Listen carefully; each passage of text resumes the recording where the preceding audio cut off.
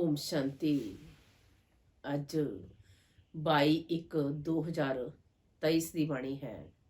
अव्यक्त बाप दादा दा रिवाइज कोर्स की तारीख 25/11/1993। आज बाप दादा ने टाइटल दिया सहज सिद्धि प्राप्त करन दे लई ज्ञान स्वरूप परजोगी आत्मा बनो। सहज सिद्धि प्राप्त करन दे लई ज्ञान स्वरूप परजोगी आत्मा बनो। आज बाप दादा आखदे ने आज ज्ञान दाता बरदाता अपने ज्ञानी तू आत्मा जोगी तू आत्मा बच्चियां नू वेख रहे है। हर एक बच्चा ज्ञान स्वरूप अते जोग जुगत कित्थे तक बनिया है। ज्ञान सुन अते सुनाण दे नमित बने हो जा ज्ञान स्वरूप बने हो। समय प्रमाण जोग लगाण वाले बने हो जा सदा जोगी जीवन मतलब हर कर्म विच जोग जुगत जुक्ति जुगत खुद जा सदा दे जोगी बने हो। किसी भी ब्राह्मण आत्मा तो कोई भी पुछणगे कि ज्ञानी अते जोगी हो तां की कहणगे सारे ज्ञानी अते जोगी है ना। ज्ञान स्वरूप बनना मतलब हर संकल्प बोल अते कर्म समर्थ होवेगा, व्यर्थ खत्म होवेगा क्योंकि जिथे समर्थ है उत्थे व्यर्थ हो नहीं सकता। जिवें प्रकाश अते हनेरा कदे नाल नाल नहीं हुंदा तां ज्ञान प्रकाश है, व्यर्थ हनेरा है। वर्तमान समय व्यर्थ ਨੂੰ ਸਮਾਪਤ ਕਰਨ ਦਾ ਅਟੈਂਸ਼ਨ ਰੱਖਣਾ ਹੈ। ਸਭ ਤੋਂ ਮੁੱਖ ਗੱਲ ਸੰਕਲਪ ਰੂਪੀ ਬੀਜ ਨੂੰ ਸਮਰਥ ਬਣਾਉਣਾ ਹੈ। ਜੇਕਰ ਸੰਕਲਪ ਰੂਪੀ ਬੀਜ ਸਮਰਥ ਹੈ ਤਾਂ ਬਾਣੀ ਕਰਮ ਸੰਬੰਧ ਸਹਿਜ ਹੀ ਸਮਰਥ ਹੋ ਹੀ ਜਾਂਦਾ ਹੈ। ਤਾਂ ਗਿਆਨ ਸਰੂਪ ਮਤਲਬ ਹਰ ਸਮੇਂ ਹਰ ਸੰਕਲਪ ਹਰ ਸੈਕਿੰਡ ਸਮਰਥ। ਬਾਬਾ ਆਖਦੇ ਨੇ जोगी तू आत्मा सारे बने हो लेकिन हर संकल्प स्वतः जोग जुक्त जुक्ति जुक्त होवे। इस विच नंबर वार है। क्यों नंबर बने? जद विधाता भी एक है विधि भी एक है फिर नंबर क्यों? बाप दादा ने वेख्या जोगी तां बने है लेकिन परजोगी घट बनते है। योग करन अते कराउण विच भी ਸਾਰੇ ਹੁਸ਼ਿਆਰ ਹੈ। ਅਜਿਹਾ ਕੋਈ ਹੈ ਜੋ ਕਹੇ ਕਿ ਯੋਗ ਕਰਵਾਉਣਾ ਨਹੀਂ ਆਉਂਦਾ। ਜਿਵੇਂ ਯੋਗ ਕਰਨ ਕਰਵਾਉਣ ਵਿੱਚ ਯੋਗ ਹੈ ਇਵੇਂ ਹੀ ਪ੍ਰਯੋਗ ਕਰਨ ਵਿੱਚ ਵੀ ਯੋग्य ਬਣਨਾ ਅਤੇ ਬਣਾਉਣਾ। ਇਸ ਨੂੰ ਕਿਹਾ ਜਾਂਦਾ ਹੈ ਜੋਗੀ ਜੀਵਨ ਮਤਲਬ ਯੋਗ ਯੁਕਤ ਜੀਵਨ। ਹੁਣ ਪ੍ਰਯੋਗੀ ਜੀਵਨ ਦੀ ਜ਼ਰੂਰਤ ਹੈ। जो योग की परिभाषा जानते हैं वर्णन करते हैं वो सारी विशेषतावां प्रयोग विच आउंदियां है। सब तो पहला अपने आप विच ये चेक करो कि अपने संस्कार परिवर्तन विच कित्थे तक प्रयोगी बने हैं क्योंकि साडे सब ते श्रेष्ठ संस्कार ही श्रेष्ठ संसार दे रचना की नींव है। जेकर नींव मजबूत है ਤਾਂ ਹੋਰ ਸਭ ਗੱਲਾਂ ਖੁਦ ਹੀ ਮਜ਼ਬੂਤ ਹੋਈਆਂ ਹੀ ਪਈਆਂ ਹੈ। ਤਾਂ ਇਹ ਵੇਖੋ ਕਿ ਸੰਸਕਾਰ ਸਮੇਂ ਤੇ ਕਿੱਥੇ ਧੋਖਾ ਤੇ ਨਹੀਂ ਦਿੰਦੇ ਹੈ। ਸ੍ਰੇਸ਼ਟ ਸੰਸਕਾਰ ਨੂੰ ਪਰਿਵਰਤਨ ਕਰਨ ਵਾਲੇ ਕਿਵੇਂ ਦੇ ਵੀ ਵਿਅਕਤੀ ਹੋਵੇ ਜਿਵੇਂ ਹੋਵੇ ਚੀਜ਼ ਹੋਵੇ ਪਰਿਸਥਿਤੀ ਹੋਵੇ ਯੋਗ ਦੇ ਪ੍ਰਯੋਗ ਕਰਨ ਵਾਲੀ ਆਤਮਾਵਾਂ ਨੂੰ ਸ੍ਰੇਸ਼ਟ ਤੋਂ ਸਧਾਰਨਤਾ ਵਿੱਚ ਹਿਲਾ ਨਹੀਂ ਸਕਦੀ। ਇਵੇਂ ਨਹੀਂ ਕਿ ਗੱਲ ਹੀ ਅਜਿਹੀ ਸੀ ਵਿਅਕਤੀ ਹੀ ਅਜਿਹਾ ਸੀ ਵਾਯੂਮੰਡਲ ਅਜਿਹਾ ਸੀ ਇਸ ਲਈ ਸ੍ਰੇਸ਼ਟ ਸੰਸਕਾਰ ਨੂੰ ਪਰਿਵਰਤਨ ਕਰ ਸਧਾਰਨ ਜਾਂ ਵਿਅਰਥ ਬਣਾ ਦਿੱਤਾ ਤਾਂ ਕਿ ਇਸ ਨੂੰ ਪ੍ਰਯੋਗੀ ਆਤਮਾ ਕਹਾਂਗੇ। ਜੇਕਰ ਸਮੇਂ ਤੇ ਯੋਗ ਦੀਆਂ ਸ਼ਕਤੀਆਂ ਦਾ ਪ੍ਰਯੋਗ ਨਹੀਂ ਹੋਇਆ ਤਾਂ ਉਸ ਨੂੰ ਕੀ ਕਿਹਾ ਜਾਏਗਾ।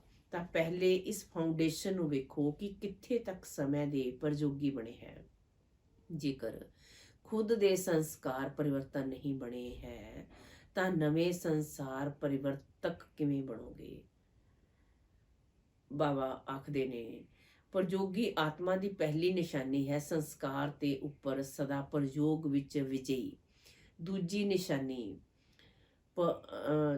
ਨਿਸ਼ਾਨੀ ਪ੍ਰਵਿਰਤੀ ਦੁਆਰਾ ਆਉਣ ਵਾਲੇ ਪਰਿਸਥਿਤੀਆਂ ਦੇ ਯੋਗ ਦੇ ਪ੍ਰਯੋਗ ਦੁਆਰਾ ਵਿਜਈ। ਸਮੇਂ ਪ੍ਰਤੀ ਸਮੇਂ ਪ੍ਰਕਿਰਤੀ ਦੀ ਹਲਚਲ ਵੀ ਯੋਗੀ ਆਤਮਾ ਨੂੰ ਆਪਣੇ ਵੱਲ ਆਕਰਸ਼ਿਤ ਕਰਦੀ ਹੈ। ਅਜਿਹੇ ਸਮੇਂ ਦੇ ਪ੍ਰਯੋਗ ਯੋਗ ਦੀ ਵਿਧੀ ਪ੍ਰਯੋਗ ਵਿੱਚ ਆਉਂਦੀ ਹੈ। ਕਦੇ ਯੋਗੀ ਪੁਰਸ਼ ਨੂੰ ਜਾਂ ਪੁਰਸ਼ੋਤਮ ਆਤਮਾ ਨੂੰ ਪ੍ਰਕਿਰਤੀ ਪ੍ਰਭਾਵਿਤ ਤਾਂ ਨਹੀਂ ਕਰਦੀ, ਕਿਉਂਕਿ ਬ੍ਰਾਹਮਣ ਆਤਮਾਵਾਂ ਪੁਰਸ਼ੋਤਮ ਆਤਮਾਵਾਂ ਹੈ। ਪ੍ਰਕਿਰਤੀ ਪੁਰਸ਼ੋਤਮ ਆਤਮਾਵਾਂ ਦੀ ਦਾਸੀ ਹੈ। ਮਾਲਿਕ ਦਾਸੀ ਦੇ ਪ੍ਰਭਾਵ ਵਿੱਚ ਆ ਜਾਣ, ਇਸ ਨੂੰ ਕੀ ਕਹਾਂਗੇ? ਅੱਜ ਕੱਲ੍ਹ ਪੁਰਸ਼ੋਤਮ ਆਤਮਾਵਾਂ ਨੂੰ ਪ੍ਰਕਿਰਤੀ ਸਾਧਨਾ ਅਤੇ ਸੈਲਵੇਸ਼ਨ ਦੇ ਰੂਪ ਵਿੱਚ ਪ੍ਰਭਾਵਿਤ ਕਰਦੀ ਹੈ। ਸਾਧਨਾ ਜਾਂ ਸੈਲਵੇਸ਼ਨ ਦੇ ਆਧਾਰ ਤੇ ਯੋਗੀ ਜੀਵਨ ਹੈ। ਸਾਧਨਾ ਜਾਂ ਸੈਲਵੇਸ਼ਨ ਘੱਟ ਤਾਂ ਯੋਗ ਯੁਕਤ ਵੀ ਘੱਟ, ਇਸ ਨੂੰ ਕਿਹਾ ਜਾਂਦਾ ਹੈ ਪ੍ਰਭਾਵਿਤ ਹੋਣਾ। ਯੋਗੀ ਜਾਂ ਪ੍ਰਯੋਗੀ ਆਤਮਾ ਦੀ ਸਾਧਨਾ ਦੇ ਅੱਗੇ ਸਾਧਨ ਖੁਦ ਆਉਂਦੇ ਹੈ। ਸਾਧਨ ਸਾਧਨਾ ਦਾ ਆਧਾਰ ਨਹੀਂ ਹੁੰਦਾ, ਲੇਕਿਨ ਸਾਧਨਾ ਨੂੰ ਖੁਦ ਹੀ ਆਧਾਰ ਬਣਾਏਗੀ। ਇਸ ਨੂੰ ਕਿਹਾ ਜਾਂਦਾ ਹੈ ਪ੍ਰਯੋਗੀ ਆਤਮਾ। ਤਾਂ ਚੈੱਕ ਕਰੋ, ਸੰਸਕਾਰ ਪਰਿਵਰਤਨ ਵਿਜਈ ਅਤੇ ਪ੍ਰਕਿਰਤੀ ਦੇ ਪ੍ਰਭਾਵ ਤੋਂ ਵਿਜਈ ਕਿੱਥੇ ਤੱਕ ਬਣੇ ਹੋ। ਤੀਜੀ ਨਿਸ਼ਾਨੀ ਹੈ ਵਿਕਾਰਾਂ ਤੇ ਵਿਜਈ। ਯੋਗੀ ਜਾਂ ਪ੍ਰਯੋਗੀ ਆਤਮਾ ਦੇ ਅੱਗੇ ਇਹ 5 ਵਿਕਾਰ ਜੋ ਦੂਜਿਆਂ ਦੇ ਲਈ ਜ਼ਹਿਰੀਲੇ ਸੱਪ ਹੈ, ਲੇਕਿਨ ਤੁਸੀਂ ਯੋਗੀ ਪ੍ਰਯੋਗੀ ਆਤਮਾ ਦੇ ਲਈ ਇਹ ਸੱਪ ਗਲੇ ਦੀ ਮਾਲਾ ਬਣ ਜਾਂਦੇ ਹੈ। ਤੁਸੀਂ ਬ੍ਰਾਹਮਣਾਂ ਦੇ ਅਤੇ ਬ੍ਰਹਮਾ ਬਾਪ ਦੇ ਅਸ਼ਰੀਰੀ ਤਪਸਵੀ ਸ਼ੰਕਰ ਸਵਰੂਪ ਦਾ ਯਾਦਗਾਰ ਹੁਣ ਵੀ ਭਗਤ ਲੋਕ ਪੂਜਦੇ ਅਤੇ ਗਾਉਂਦੇ ਰਹਿੰਦੇ ਹੈ। ਦੂਸਰਾ ਯਾਦਗਾਰ, ਇਹ ਸੱਪ ਤੁਹਾਡੇ ਅਧੀਨ ਇਵੇਂ ਬਣ ਜਾਂਦੇ ਹੈ, ਤੁਹਾਡੇ ਖੁਸ਼ੀ ਵਿੱਚ ਨੱਚਣ ਦੀ ਸਟੇਜ ਬਣ ਜਾਂਦੇ ਹੈ। ਜਦੋਂ ਵਿਜਈ ਬਣ ਜਾਂਦੇ ਹੈ ਤਾਂ ਕੀ ਅਨੁਭਵ ਕਰਦੇ ਹੈ, ਕੀ ਸਥਿਤੀ ਹੁੰਦੀ ਹੈ? ਖੁਸ਼ੀ ਵਿੱਚ ਨੱਚਦੇ ਰਹਿੰਦੇ ਹੈ ਨਾ, ਤਾਂ ਇਹ ਸਥਿਤੀ ਸਟੇਜ ਦੇ ਰੂਪ ਵਿੱਚ ਵਿਖਾਈ ਹੈ। ਸਥਿਤੀ ਨੂੰ ਵੀ ਸਟੇਜ ਕਿਹਾ ਜਾਂਦਾ ਹੈ। ਇਵੇਂ ਵਿਕਾਰਾਂ ਤੇ ਵਿਜੇ ਹੋਵੇ, ਇਸ ਨੂੰ ਕਿਹਾ ਜਾਂਦਾ ਹੈ ਪ੍ਰਯੋਗੀ।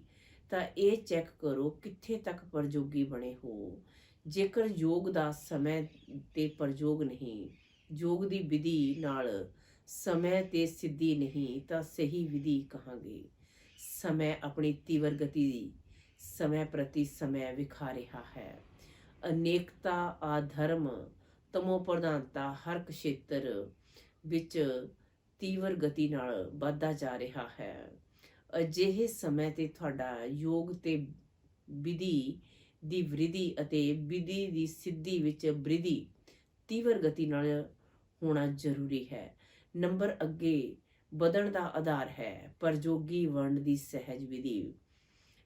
ਬਾਪ ਦਾਦਾ ਨੇ ਕੀ ਵੇਖਿਆ?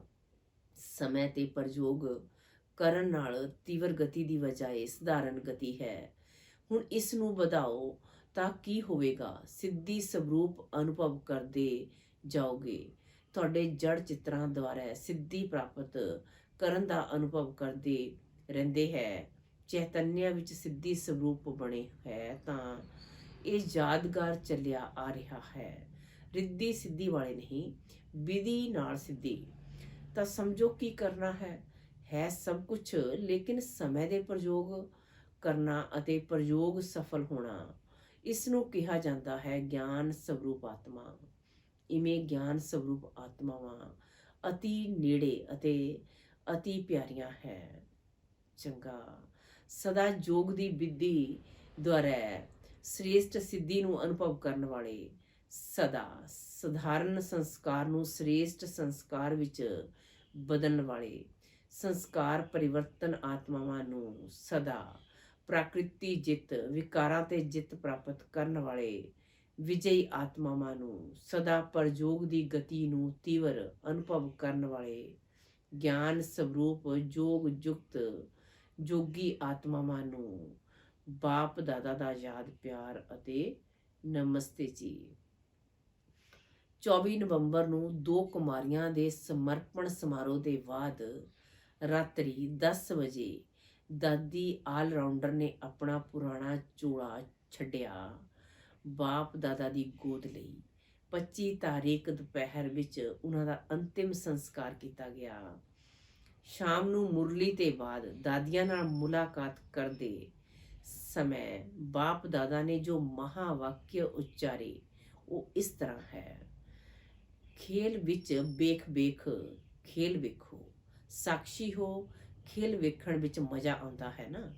ਭਾਵੇਂ ਕੋਈ ਉਤਸ਼ਾਹ ਹੋਵੇ, ਭਾਵੇਂ ਕੋਈ ਸਰੀਰ ਛੱਡ ਦੇਵੇ ਹੀ ਕੀ ਗੱਲ ਲੱਗਦਾ ਹੈ, ਖੇਲ ਵਿੱਚ ਖੇਲ ਲੱਗਦਾ ਹੈ। ਅਤੇ ਲੱਗਦਾ ਵੀ ਇਵੇਂ ਹੀ ਹੈ ਨਾ ਜਿਵੇਂ ਖੇਲ ਹੁੰਦਾ ਹੈ ਅਤੇ ਸਮੇਂ ਪ੍ਰਮਾਣ ਖਤਮ ਹੋ ਜਾਂਦਾ ਹੈ। ਇਵੇਂ ਹੀ ਜੋ ਹੋਇਆ ਸਹਿਜ ਸਮਾਪਤ ਹੋਇਆ ਤਾਂ ਖੇਲ ਹੀ ਲੱਗਦਾ ਹੈ। ਹਰ ਆਤਮਾ ਦਾ ਆਪਣਾ ਆਪਣਾ ਪਾਠ ਹੈ। ਸਰਬ ਆਤਮਾਵਾਂ ਦੀ ਸ਼ੁਭ ਭਾਵਨਾ, ਅਨੇਕ ਆਤਮਾਵਾਂ ਦੀ ਸ਼ੁਭ ਭਾਵਨਾ ਪ੍ਰਾਪਤ ਹੋਣਾ, ਇਹ ਵੀ ਹਰ ਆਤਮਾ ਦੇ ਭਾਗ ਦੀ ਸਿੱਧੀ ਹੈ।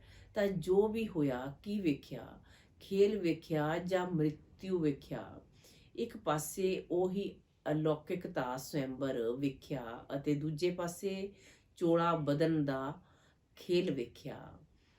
ਲੇਕਿਨ ਦੋਵੇਂ ਕੀ ਲੱਗੇ? ਖੇਲ ਵਿੱਚ ਖੇਲ ਫਰਕ ਪੈਂਦਾ ਹੈ ਕਿ ਸਥਿਤੀ ਵਿੱਚ ਫਰਕ ਪੈਂਦਾ ਹੈ। ਅਲੌਕਿਕ ਸਵੈੰਬਰ ਵੇਖਣ ਵਿੱਚ ਤਾਂ ਅਤੇ ਚੋਲਾ ਬਦਲਣ ਦੇ ਹੋਏ ਵੇਖਣ ਵਿੱਚ ਫਰਕ ਪਿਆ।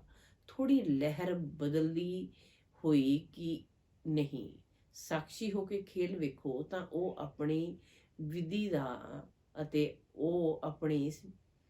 ਵਿਧੀ ਦਾ ਸਹਿਜ ਨਸ਼ਟੋ ਮੁਹਾ ਹੋਣਾ, ਇਹ ਬਹੁਤ ਕਾਲ ਦੇ ਯੋਗ ਦੇ ਵਿਧੀ ਦੀ ਸਿੱਧੀ ਹੈ। ਤਾਂ ਨਸ਼ਟੋ ਮੋਹਾ ਸਹਿਜ ਮ੍ਰਿਤਿੂ ਦਾ ਖੇਲ ਵੇਖਿਆ। ਇਸ ਖੇਲ ਦਾ ਕੀ ਰਹੱਸ ਹੈ ਵੇਖਿਆ? ਦੇ ਹੀ ਸਮ੍ਰਿਤੀ ਤੋਂ ਵੀ ਉਪਰਾਮ, ਭਾਵੇਂ ਵਿਦਾਈ ਦੁਆਰਾ, ਭਾਵੇਂ ਵਿਧੀ ਦੁਆਰਾ, ਹੋਰ ਕੋਈ ਵੀ ਆਕਰਸ਼ਣ ਅੰਤ ਸਮੇਂ ਆਕਰਸ਼ਿਤ ਨਹੀਂ ਕਰਨਾ। ਇਸ ਨੂੰ ਕਿਹਾ ਜਾਂਦਾ ਹੈ ਸਹਿਜ ਚੋਲਾ ਬਦਲੀ ਕਰਨਾ। ਤਾਂ ਕੀ ਕਰਨਾ ਹੈ? ਨਸ਼ਟੋ ਮੋਹਾ ਸੈਂਟਰ ਵੀ ਯਾਦ ਨਹੀਂ ਆਏ ਟੀਚਰਸ ਨੂੰ ਦੇਖਦੇ ਹੋਏ। ਇਵੇਂ ਨਹੀਂ ਕੋਈ ਜਗਿਆਸੂ ਯਾਦ ਆ ਜਾਏ, ਕੋਈ ਸੈਂਟਰ ਦੀ ਵਸਤੂ ਯਾਦ ਆ ਜਾਏ, ਕੁਝ ਕਿਨਾਰਾ ਕੀਤਾ ਹੋਇਆ ਯਾਦ ਆ ਜਾਏ। ਸਭ ਤੋਂ ਨਿਆਰੇ ਅਤੇ ਬਾਪ ਦੇ ਪਿਆਰੇ ਪਹਿਲੇ ਤੋਂ ਹੀ ਕਿਨਾਰੇ ਛੁੱਟੇ ਹੋਏ ਹੈ। ਕੋਈ ਕਿਨਾਰੇ ਨੂੰ ਸਹਾਰਾ ਨਹੀਂ ਬਣਾਉਣਾ ਹੈ, ਸਿਵਾਏ ਮੰਜ਼ਿਲ ਦੇ ਹੋਰ ਕੋਈ ਲਗਾਵ ਨਹੀਂ ਹੋਵੇ। ਅੱਛਾ, ਨਿਰਮਲ ਸ਼ਾਂਤਾ ਦਾਦੀ ਨਾਲ ਮੁਲਾਕਾਤ। ਸੰਗਠਨ ਚੰਗਾ ਲੱਗਦਾ ਹੈ, ਸੰਗਠਨ ਦੀ ਵਿਸ਼ੇਸ਼ਤਾ ਸ਼ੋਭਾ ਹੈ। ਸਭ ਦੀ ਨਜ਼ਰ ਕਿੰਨੇ ਪਿਆਰ ਨਾਲ ਤੁਹਾਡੇ ਸਭ ਦੇ ਵੱਲ ਜਾਂਦੀ ਹੈ। ਜਦੋਂ ਤੱਕ ਜਿੰਨੀ ਸੇਵਾ ਹੈ ਉਨੀ ਸੇਵਾ ਸਰੀਰ ਦੁਆਰਾ ਹੋਣੀ ਹੀ ਹੈ। ਕਿਵੇਂ ਵੀ ਕਰਕੇ ਸਰੀਰ ਚੱਲਦਾ ਹੀ ਰਹੇਗਾ। ਸਰੀਰ ਨੂੰ ਚਲਾਉਣ ਦਾ ਢੰਗ ਆ ਗਿਆ ਨਾ, ਚੰਗਾ ਚੱਲ ਰਿਹਾ ਹੈ ਕਿਉਂਕਿ ਬਾਪ ਦੀਆਂ ਅਤੇ ਸਭ ਦੀਆਂ ਦੁਆਵਾਂ ਹੈ। ਖੁਸ਼ ਰਹਿਣਾ ਹੈ ਅਤੇ ਖੁਸ਼ੀ ਵੰਡਣੀ ਹੈ। ਹੋਰ ਕੀ ਕੰਮ ਹੈ? ਸਭ ਦੇਖ ਕਿੰਨਾ ਖੁਸ਼ ਹੁੰਦੇ ਹੈ। ਤਾਂ ਖੁਸ਼ੀ ਵੰਡ ਰਹੇ ਹੋ ਨਾ, ਖਾ ਵੀ ਰਹੇ ਹੋ ਨਾ, ਖਾ ਵੀ ਰਹੇ ਹੈ, ਵੰਡ ਵੀ ਰਹੇ ਹੈ। ਤੁਸੀਂ ਸਭ ਇੱਕ ਦਰਸ਼ਨੀय ਮੂਰਤ ਹੋ। ਸਭ ਦੀ ਨਜ਼ਰ ਨਮਿਤ ਆਤਮਾ ਵੱਲ ਜਾਂਦੀ ਹੈ ਤਾਂ ਦਰਸ਼ਨੀय ਮੂਰਤ ਹੋ ਗਏ ਨਾ। ਅੱਛਾ, ਅਵਿਅਕਤ ਬਾਪ ਦਾਦਾ ਦੀ ਪਰਸਨਲ ਮੁਲਾਕਾਤ। ਨੰਬਰ 1 ਪਰ ਬ੍ਰਾਹਮਣ ਜੀਵਨ ਦਾ ਆਧਾਰ ਯਾਦ ਅਤੇ ਸੇਵਾ। ਡਰਾਮਾ ਅਨੁਸਾਰ ਬ੍ਰਾਹਮਣ ਜੀਵਨ ਵਿੱਚ ਸਭ ਨੂੰ ਸੇਵਾ ਦਾ ਚਾਂਸ ਮਿਲਿਆ ਹੋਇਆ ਹੈ ਨਾ, ਕਿਉਂਕਿ ਬ੍ਰਾਹਮਣ ਜੀਵਨ ਦਾ ਆਧਾਰ ਹੀ ਹੈ ਯਾਦ ਅਤੇ ਸੇਵਾ। ਜੇਕਰ ਯਾਦ ਅਤੇ ਸੇਵਾ ਕਮਜ਼ੋਰ ਹੈ ਤਾਂ ਜਿਵੇਂ ਸਰੀਰ ਦਾ ਆਧਾਰ ਕਮਜ਼ੋਰ ਹੋ ਜਾਂਦਾ ਹੈ ਤਾਂ ਸਰੀਰ ਦਵਾਈਆਂ ਦੇ ਧੱਕੇ ਨਾਲ ਚੱਲਦਾ ਹੈ ਨਾ। ਤਾਂ ਬ੍ਰਾਹਮਣ ਜੀਵਨ ਵਿੱਚ ਜੇਕਰ ਯਾਦ ਅਤੇ ਸੇਵਾ ਦਾ ਆਧਾਰ ਮਜ਼ਬੂਤ ਨਹੀਂ, ਕਮਜ਼ੋਰ ਹੈ, ਤਾਂ ਉਹ ਬ੍ਰਾਹਮਣ ਜੀਵਨ ਵੀ ਕਦੀ ਤੇਜ਼ ਚੱਲੇਗਾ, ਕਦੀ ਢਿੱਲਾ ਚੱਲੇਗਾ, ਧੱਕੇ ਨਾਲ ਚੱਲੇਗਾ। ਕਈ ਸਹਿਯੋਗ ਮਿਲੇਂਗੇ, ਕੋਈ ਸਾਥ ਮਿਲੇ, ਕੋਈ ਸਰਕਮਸਟਾਂਸਿਸ ਮਿਲੇ ਤਾਂ ਚੱਲਣਗੇ, ਨਹੀਂ ਤਾਂ ਢਿੱਲੇ ਹੋ ਜਾਣਗੇ। ਇਸ ਲਈ ਯਾਦ ਆਏ ਸੇਵਾ ਦਾ ਵਿਸ਼ੇਸ਼ ਆਧਾਰ ਸਦਾ ਸ਼ਕਤੀਸ਼ਾਲੀ ਚਾਹੀਦਾ ਹੈ। ਦੋਨੇ ਸ਼ਕਤੀਸ਼ਾਲੀ ਹੋਣ। ਸੇਵਾ ਬਹੁਤ ਹੈ, ਯਾਦ ਕਮਜ਼ੋਰ ਹੈ, ਜਾਂ ਯਾਦ ਬਹੁਤ ਵਧੀਆ ਹੈ, ਸੇਵਾ ਕਮਜ਼ੋਰ ਹੈ, ਤਾਂ ਤੀਵਰ ਗਤੀ ਨਹੀਂ ਹੋ ਸਕਦੀ। ਯਾਦ ਅਤੇ ਸੇਵਾ ਦੋਵਾਂ ਵਿੱਚ ਤੀਵਰ ਗਤੀ ਚਾਹੀਦੀ ਹੈ, ਸ਼ਕਤੀਸ਼ਾਲੀ ਚਾਹੀਦੀ ਹੈ। ਤਾਂ ਦੋਨੋਂ ਹੀ ਸ਼ਕਤੀਸ਼ਾਲੀ ਹੈ ਜਾਂ ਫਰਕ ਪੈ ਜਾਂਦਾ ਹੈ। ਕਦੀ ਸੇਵਾ ਜ਼ਿਆਦਾ ਹੈ ਹੋ ਜਾਂਦੀ, ਕਦੀ ਯਾਦ ਜ਼ਿਆਦਾ ਹੋ ਜਾਂਦੀ। ਦੋਨੋਂ ਨਾਲ ਨਾਲ ਹੋਣ। ਯਾਦ ਅਤੇ ਨਿਸਵਾਰਥ ਸੇਵਾ, ਸਵਾਰਥ ਦੀ ਸੇਵਾ ਨਹੀਂ, ਨਿਸਵਾਰਥ ਸੇਵਾ ਤਾਂ ਮਾਇਆ ਜਿੱਤ ਬਣਨਾ ਬਹੁਤ ਸਹਿਜ ਹੈ। ਹਰ ਕਰਮ ਵਿੱਚ ਕਰਮ ਦੀ ਸਮਾਪਤੀ ਅਤੇ ਪਹਿਲੇ ਸਦਾ ਵਿਜੇ ਦਿਖਾਈ ਦੇਵੇਗੀ। ਇੰਨਾ ਅਟਲ ਨਿਸ਼ਚੈ ਦਾ ਅਨੁਭਵ ਹੋਵੇਗਾ, ਇਹ ਵਿਜੇ ਤਾਂ ਹੋਈ ਪਈ ਹੈ। ਜੇਕਰ ਬ੍ਰਾਹਮਣ ਆਤਮਾ ਦੀ ਵਿਜੇ ਨਹੀਂ ਹੋਵੇਗੀ ਤਾਂ ਕਿਸ ਦੀ ਹੋਵੇਗੀ? ਸ਼ਤਰੀਆ ਦੀ ਹੋਵੇਗੀ ਕਿ ਬ੍ਰਾਹਮਣਾ ਦੀ ਵਿਜੇ ਹੀ ਹੈ ਨਾ। ਕੁਐਸਚਨ ਮਾਰਗ ਨਹੀਂ ਹੋਵੇਗਾ। ਕਰ ਤਾਂ ਰਹੇ ਹਾਂ ਨਾ, ਚੱਲ ਤਾਂ ਰਹੇ ਹਾਂ, ਦੇਖ ਲਵਾਂਗੇ, ਹੋ ਜਾਵੇਗਾ, ਹੋਣਾ ਤਾਂ ਚਾਹੀਦਾ ਹੈ, ਤਾਂ ਇਹ ਸ਼ਬਦ ਨਹੀਂ ਆਉਣਗੇ। ਪਤਾ ਨਹੀਂ ਕੀ ਹੋਵੇਗਾ, ਹੋਵੇਗਾ ਜਾਂ ਨਹੀਂ ਹੋਵੇਗਾ। ਇਹ ਨਿਸ਼ਚੈ ਦੇ ਬੋਲ ਹੈ। ਨਿਸ਼ਚੈ ਬੁੱਧੀ ਵਿਜੇਈ, ਇਹ ਗਾਇਨ ਹੈ ਨਾ। ਤਾਂ ਜਦੋਂ ਪ੍ਰੈਕਟੀਕਲ ਹੋਇਆ ਹੈ ਤਾਂ ਹੀ ਗਾਇਨ ਹੈ। ਨਿਸ਼ਚੈ ਬੁੱਧੀ ਦੀ ਨਿਸ਼ਾਨੀ ਹੈ ਵਿਜੇ ਨਿਸ਼ਚਿਤ। ਜਿਵੇਂ ਕਿਸੇ ਵੀ ਤਰ੍ਹਾਂ ਦੀ ਕਿਸੇ ਨੂੰ ਸ਼ਕਤੀ ਹੁੰਦੀ ਹੈ, ਭਾਵੇਂ ਧਨ ਦੀ ਹੋਵੇ, ਭਾਵੇਂ ਬੁੱਧੀ ਦੀ ਹੋਵੇ, ਸੰਬੰਧ ਸੰਪਰਕ ਦੀ ਹੋਵੇ, ਤਾਂ ਉਸ ਨੂੰ ਨਿਸ਼ਚੈ ਰਹਿੰਦਾ ਹੈ ਕਿ ਇਹ ਕੀ ਵੱਡੀ ਗੱਲ ਹੈ, ਇਹ ਕੋਈ ਗੱਲ ਨਹੀਂ ਹੈ। ਤੁਹਾਡੇ ਕੋਲ ਤਾਂ ਸਭ ਸ਼ਕਤੀਆਂ ਹੈ। ਧਨ ਦੀ ਸ਼ਕਤੀ ਹੈ ਕਿ ਧਨ ਦੀ ਸ਼ਕਤੀ ਕਰੋੜਪਤੀਆਂ ਦੇ ਕੋਲ ਹੈ। ਸਭ ਤੋਂ ਵੱਡਾ ਧਨ ਹੈ ਅਵਿਨਾਸ਼ੀ ਧਨ, ਜੋ ਸਦਾ ਨਾਲ ਹੈ। ਤਾਂ ਧਨ ਦੀ ਸ਼ਕਤੀ ਵੀ ਹੈ, ਬੁੱਧੀ ਦੀ ਸ਼ਕਤੀ ਵੀ ਹੈ, ਪੋਜੀਸ਼ਨ ਦੀ ਵੀ ਸ਼ਕਤੀ ਹੈ। ਜੋ ਵੀ ਸ਼ਕਤੀਆਂ ਗਾਈਆਂ ਹੋਈਆਂ ਹੈ, ਸਭ ਸ਼ਕਤੀਆਂ ਤੁਹਾਡੇ ਵਿੱਚ ਹੈ ਜਾਂ ਕਦੀ ਪ੍ਰਾਇਆਲੋਪ ਹੋ ਜਾਂਦੀ ਹੈ। ਇਹਨਾਂ ਨੂੰ ਇਮਰਜ ਰੂਪ ਵਿੱਚ ਅਨੁਭਵ ਕਰੋ। ਇਵੇਂ ਨਹੀਂ ਹਾਂ ਹੂੰ ਤੇ ਸਰਵ ਸ਼ਕਤੀਵਾਨ, ਤਾਂ ਬੱਚਾ ਪਰ ਅਨੁਭਵ ਨਹੀਂ ਹੁੰਦਾ। ਤਾਂ ਸਭ ਭਰਪੂਰ ਹੋ ਕਿ ਥੋੜਾ ਥੋੜਾ ਖਾਲੀ ਹੋ। ਸਮੇਂ ਤੇ ਵਿਧੀ ਦੁਆਰਾ ਸਿੱਧੀ ਪ੍ਰਾਪਤ ਹੋਵੇ। ਇਵੇਂ ਨਹੀਂ ਕਿ ਸਮੇਂ ਤੇ ਹੋ ਨਹੀਂ ਅਤੇ ਉਵੇਂ ਨਸ਼ਾ ਹੋਵੇ ਕਿ ਬਹੁਤ ਸ਼ਕਤੀਆਂ ਹੈ। ਕਦੇ ਆਪਣੀਆਂ ਸ਼ਕਤੀਆਂ ਨੂੰ ਭੁੱਲਣਾ ਨਹੀਂ, ਯੂਜ਼ ਕਰਦੇ ਜਾਓ। ਜੇਕਰ ਆਪਣੀ ਪ੍ਰਾਪਤੀ ਕੰਮ ਵਿੱਚ ਵੀ ਲਗਾਉਣਾ ਆਉਂਦਾ ਹੈ ਤਾਂ ਦੂਸਰੇ ਦੇ ਕੰਮ ਵਿੱਚ ਵੀ ਲਗਾ ਸਕਦੇ ਹੋ। ਪਾਂਡਵਾਂ ਵਿੱਚ ਸ਼ਕਤੀਆਂ ਆ ਗਈ ਜਾਂ ਕਦੀ ਕ੍ਰੋਧ ਆਉਂਦਾ ਹੈ। ਬਾਬਾ ਆਖਦੇ ਨੇ ਥੋੜਾ ਥੋੜਾ ਕ੍ਰੋਧ ਆਉਂਦਾ ਹੈ। ਕੋਈ ਕ੍ਰੋਧ ਕਰੇ ਤਾਂ ਕ੍ਰੋਧ ਆਉਂਦਾ ਹੈ, ਕੋਈ ਇਨਸਲਟ ਕਰੇ ਤਾਂ ਕ੍ਰੋਧ ਆਉਂਦਾ ਹੈ। ਇਹ ਤਾਂ ਇਵੇਂ ਹੋ ਗਿਆ ਜਿਵੇਂ ਦੁਸ਼ਮਣ ਆਉਂਦਾ ਹੈ ਤਾਂ ਹਾਰ ਹੁੰਦੀ ਹੈ। ਮਾਤਾਵਾਂ ਨੂੰ ਥੋੜਾ ਥੋੜਾ ਮੋਹ ਆਉਂਦਾ ਹੈ। ਪਾਂਡਵਾਂ ਨੂੰ ਆਪਣਾ ਹਰ ਕਲਪ ਦੇ ਵਿਜੇਪਨ ਨੂੰ ਸਦਾ ਖੁਸ਼ੀ ਇਮਰਜ ਹੋਣੀ ਚਾਹੀਦੀ ਹੈ। ਕਦੀ ਵੀ ਕੋਈ ਪਾਂਡਵ ਨੂੰ ਯਾਦ ਕਰਨਗੇ ਤਾਂ ਪਾਂਡਵ ਸ਼ਬਦ ਤੋਂ ਵਿਜੇ ਸਾਹਮਣੇ ਆਏਗੀ ਨਾ। ਪਾਂਡਵ ਮਤਲਬ ਵਿਜੇਈ। ਪਾਂਡਵਾਂ ਦੀ ਕਹਾਣੀ ਦਾ ਰਹੱस्य ਹੀ ਕੀ ਹੈ? ਵਿਜੇ ਹੈ ਨਾ। ਹਰ ਕਲਪ ਤੇ ਵਿਜੇਈ। ਇਮਰਜ ਰੂਪ ਵਿੱਚ ਨਸ਼ਾ ਰਹੇ, ਮਰਜ ਨਹੀਂ। ਅੱਛਾ, ਨੰਬਰ ਦੂਸਰਾ, ਸਰਵ ਦਾ ਮਾਨ ਪ੍ਰਾਪਤ ਕਰਨ ਦੇ ਲਈ ਨਿਰਮਾਣ ਬਣੋ। ਸਭ ਆਪਣੇ ਨੂੰ ਸਦਾ ਕੋਟਾਂ ਵਿੱਚ ਕੋਈ ਅਤੇ ਕੋਈ ਵਿੱਚ ਵੀ ਕੋਈ ਸ੍ਰੇਸ਼ਟ ਆਤਮਾ ਅਨੁਭਵ ਕਰਦੇ ਹੋ ਕਿ ਕੋਟਾਂ ਵਿੱਚ ਕੋਈ ਜੋ ਗਾਇਆ ਹੋਇਆ ਹੈ ਉਹ ਹੋਰ ਕੋਈ ਹੈ ਜਾਂ ਤੁਸੀਂ ਹੀ ਹੋ। ਤਾਂ ਕਿੰਨਾ ਇੱਕ ਇੱਕ ਆਤਮਾ ਦਾ ਮਹੱਤਵ ਹੈ। ਮਤਲਬ ਹਰ ਆਤਮਾ ਮਹਾਨ ਹੈ। ਤਾਂ ਜੋ ਜਿੰਨਾ ਮਹਾਨ ਹੁੰਦਾ ਹੈ, ਮਹਾਨਤਾ ਦੀ ਨਿਸ਼ਾਨੀ ਜਿੰਨੀ ਮਹਾਨ ਉਨਾ ਨਿਰਮਾਣ, ਕਿਉਂਕਿ ਸਦਾ ਭਰਪੂਰ ਆਤਮਾ ਹੈ। ਜਿਵੇਂ ਬ੍ਰਿਕਸ਼ ਦੇ ਲਈ ਕਹਿੰਦੇ ਹੈ ਨਾ, ਜਿੰਨਾ ਭਰਪੂਰ ਹੋਵੇਗਾ ਉਨਾ ਝੁਕਿਆ ਹੋਇਆ ਹੋਵੇਗਾ ਅਤੇ ਨਿਰਮਾਣਤਾ ਹੀ ਸੇਵਾ ਕਰਦੀ ਹੈ। ਜਿਵੇਂ ਬ੍ਰਿਕਸ਼ ਦਾ ਝੁਕਣਾ ਸੇਵਾ ਕਰਦਾ ਹੈ। ਜੇਕਰ ਝੁਕਿਆ ਹੋਇਆ ਨਹੀਂ ਹੋਵੇਗਾ ਤਾਂ ਸੇਵਾ ਨਹੀਂ ਕਰਾਂਗੇ। ਤਾਂ ਇੱਕ ਪਾਸੇ ਮਹਾਨਤਾ ਹੈ, ਦੂਜੇ ਪਾਸੇ ਨਿਰਮਾਣਤਾ ਹੈ। ਅਤੇ ਜੋ ਨਿਰਮਾਣ ਰਹਿੰਦਾ ਹੈ ਉਹ ਸਰਵ ਦੁਆਰਾ ਮਾਨ ਪਾਉਂਦਾ ਹੈ। ਖੁਦ ਨਿਰਮਾਣ ਬਣੋਗੇ ਤਾਂ ਦੂਸਰੇ ਮਾਨ ਦੇਣਗੇ। ਜੋ ਅਭਿਮਾਨ ਵਿੱਚ ਰਹਿੰਦਾ ਹੈ ਉਸ ਨੂੰ ਕੋਈ ਮਾਨ ਨਹੀਂ ਦਿੰਦਾ, ਉਸ ਨਾਲ ਦੂਰ ਭੱਜਣਗੇ। ਤਾਂ ਮਹਾਨ ਅਤੇ ਨਿਰਮਾਣ ਹੈ ਜਾਂ ਨਹੀਂ ਹੈ, ਉਸ ਦੀ ਨਿਸ਼ਾਨੀ ਹੈ ਕਿ ਨਿਰਮਾਣ ਸਭ ਨੂੰ ਸੁੱਖ ਦੇਵੇਗਾ। ਜਿੱਥੇ ਵੀ ਜਾਏਂਗੇ ਜੋ ਵੀ ਕਰੇਗਾ ਉਹ ਸੁਖਦਾਈ ਹੋਵੇਗਾ।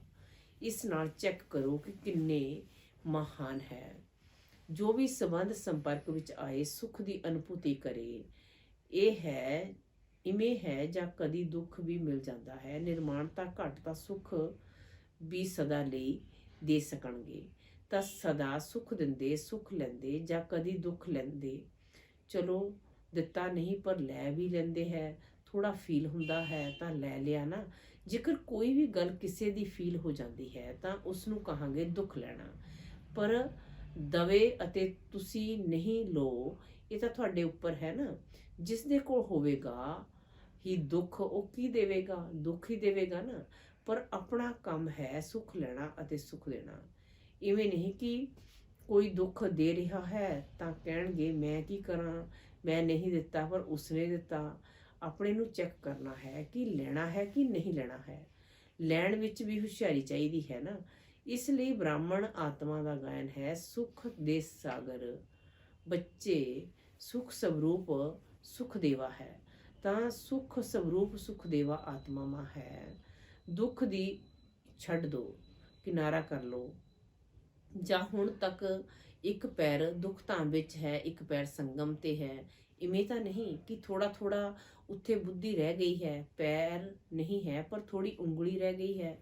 ਜਦੋਂ ਦੁੱਖ ਧਾਮ ਨੂੰ ਛੱਡ ਚੱਲੇ ਤਾਂ ਨਾ ਦੁੱਖ ਲੈਣਾ ਹੈ ਨਾ ਦੁੱਖ ਦੇਣਾ ਹੈ। ਅੱਛਾ, ਵਰਦਾਨ ਹੈ ਅੱਜ ਦਾ। ਉੜਦੀ ਕਲਾ ਦੁਆਰਾ ਬਾਪ ਸਮਾਨ ਆਲ ਰਾਊਂਡਰ ਪਾਠ ਬਜਾਉਣ ਵਾਲੇ ਚੱਕਰਵਰਤੀ ਭਵ। ਉੜਦੀ ਕਲਾ ਦੁਆਰਾ ਬਾਪ ਸਮਾਨ ਆਲ ਰਾਊਂਡਰ ਪਾਠ ਬਜਾਉਣ ਵਾਲੇ ਚੱਕਰਵਰਤੀ ਭਵ। ਅੱਜ ਬਾਪ ਦਾਦਾ ਆਖਦੇ ਨੇ, ਜਿਵੇਂ ਬਾਪ ਆਲ ਰਾਊਂਡਰ ਪਾਠਧਾਰੀ ਹੈ, ਸਖਾ ਵੀ ਬਣ ਸਕਦਾ ਅਤੇ ਬਾਪ ਵੀ ਬਣ ਸਕਦਾ, ਇਵੇਂ ਉੜਦੀ ਕਲਾ ਵਾਲੇ ਜਿਸ ਸਮੇਂ ਜਿਸ ਸੇਵਾ ਦੀ ਜ਼ਰੂਰਤ ਹੋਵੇਗੀ ਉਸ ਵਿੱਚ ਸੰਪੰਨ ਪਾਠ ਬਜਾ ਸਕਣਗੇ। ਇਸ ਨੂੰ ਕਿਹਾ ਜਾਂਦਾ ਹੈ ਆਲ ਰਾਊਂਡਰ ਉੜਦਾ ਪੰਛੀ।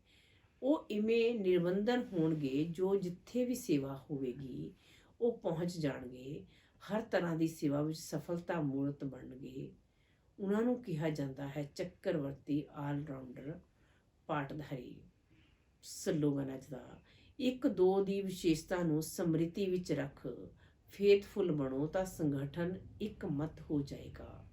1-2 ਦੀ ਵਿਸ਼ੇਸ਼ਤਾ ਨੂੰ ਸਮ੍ਰਿਤੀ ਵਿੱਚ ਰੱਖ ਫੇਥਫੁਲ ਬਣੋ ਤਾਂ ਸੰਗਠਨ ਇੱਕ ਮਤ ਹੋ ਜਾਏਗਾ। ਚੰਗਾ, ਓਮ ਸ਼ਾਂਤੀ।